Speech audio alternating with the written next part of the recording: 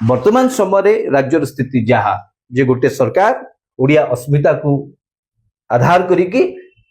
क्षमता को आसिले कि 2 वर्ष भीतर आम देखिलु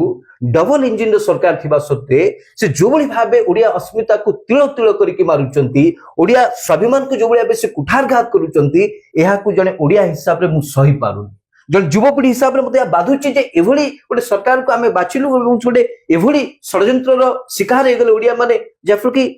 तमिल कब्जारू बाहर की वर्तमान गुजराती शरण में पशिगले तथापि आम चुप अच्छे या विरुद्ध में स्वर उठा दरकार से जदि तमिलनाडु लोक शासन करूला ताले शासन किए करुच्ची क्षमतार बसी मुख्यमंत्री माननीय मोहन चरण माझी निजे गोटे कौन निष्पत्ति नहीं पारे जो माने मंत्री परिषद अच्छा कई गोटे निज इच्छा निष्पत्ति नहीं पार जय बाबू कहारी गोटे दम नाई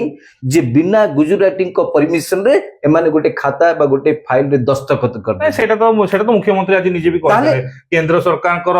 हम ऊपर टारगेट रहउची टारगेट हमें पूर्ण करू जदी अजय बाबू परिस्थिति या ताले मुद्द आपन को आह्वान देबी जे आपन को बड़ी नौजवान माने युवक माने स्वर उठेबा दरकार गणमाध्यम रे जति कोछि गोटे व्यापक आंदोलन कर दियंतु तामाने यदि आमे इना सहिबा आगु ओडिसा बढ़ी पारि।